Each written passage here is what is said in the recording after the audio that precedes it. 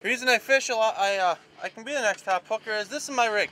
This is my fishing, I call this my fishing vessel. It's a carp boat set up with a shooting deck. I got 14 lights around its front. I got my light switch box right there. I rigged that all up this winter. This is what I fish out of. This is what I got to make work for whatever I decide to go and fish for. My wonderful Mercury, you know, if it starts on the first try within a minute or three, boy, something's wrong with it. This morning, it started within a minute. Once it's warm, it'll start right up. Like it's 1982. Nothing fancy. Like I said, I got to make that stuff work. And that's what I think makes me have a little bit of a leading edge over the others. Everybody's got a turnkey operation boat. Everybody knows what they're doing. Me, I go out on the lake. I can go out in the morning. I got to make it happen because if I don't, I'm going to get made fun of. I think that's the same with the TV show. I don't want to get laughed at. Being on a top hooker. Here I am trying to be the best at what I love to do. I love fishing. I love hunting. If I don't come on the top, I'm going to get laughed at. Being the average Joe I am, people I do believe will relate to me quite well. They're going to look at me as I'm tying my little knots and they're going to say, oh, that's kind of something I did before, you know.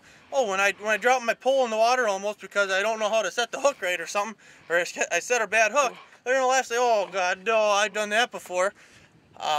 You name it, the average Joes, they're going to relate to me. You want to see what my tackle box is? Right here. The zipper doesn't even shut no more. Here, I got bobbers. I got a couple of hooks. This is it. I'm not a professional, like I said. I make this stuff work. A couple of hooks. I must have been in high school. Here's my trolling assessment, or my assortment. I buy a couple here and there. I make them work. I catch walleyes in the spring on the rocks in Lake Winnebago. I make it work. Here, I bought this how many years ago? These are my little tube jigs for crappies up north. Those I make work. This year, I went out with a friend salmon fishing.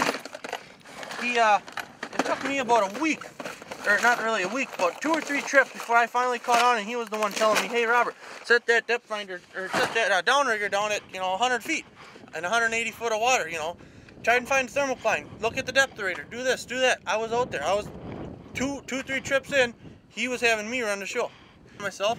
Finally, 2 years ago, I got my own boat, and I was able to start doing the stuff by myself, adapting once again to things that I wasn't sure of how to do.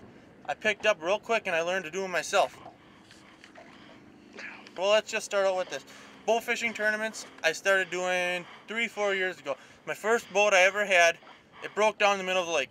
We rowed back to shore with the shovel, with a snow shovel, by the way. Not a paddle. After that broke, by the way, and the motor fried. After we got back to shore, we went back, got my buddy's boat. Once again, having to adapt to something we weren't used to. Took the generator off my boat, took a trolling motor off my boat, put it on another boat.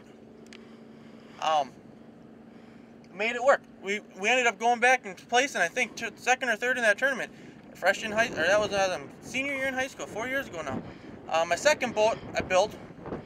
Made it work into what I wanted. Didn't quite like it after I got it on the water. Sold it. And now I got this boat that I just absolutely love. I do the bow fishing tournaments. When I go into a tournament at a boat, or go into a bow fishing tournament, it's blind. I go in blind. I gotta find a fish. I don't ever know where the fish are gonna be. It's different every night. You gotta follow the temperature. You gotta know the temperature, kind of. Find out if it's gonna be cooler that night. They're gonna go a little deeper. If they're gonna be tucked away in the weeds. It's all about finding the fish for me, and that's what I think is my strong point when it comes to taking different scenarios, I'll call it. When there's different scenarios put in front of me, I do believe that I can take the challenge and, like I said, take my bow fishing tournaments that I do and use the same strategy, seek and destroy pretty much, fill a boat. You need me to go down, possibly down south, you want me to go, what do they call it, noodling, hand fishing, I'll stick my fingers in a tube. I might come up with 2 of them, 2 gone, but hey, if that's a snapper's choice, he's going to get me. I'm going to give it a whirl. I'm going to give it my best. You're going to put a challenge in front of me. I'm going to try my best to succeed here. So, you see me in the nutshell? That's me in the nutshell.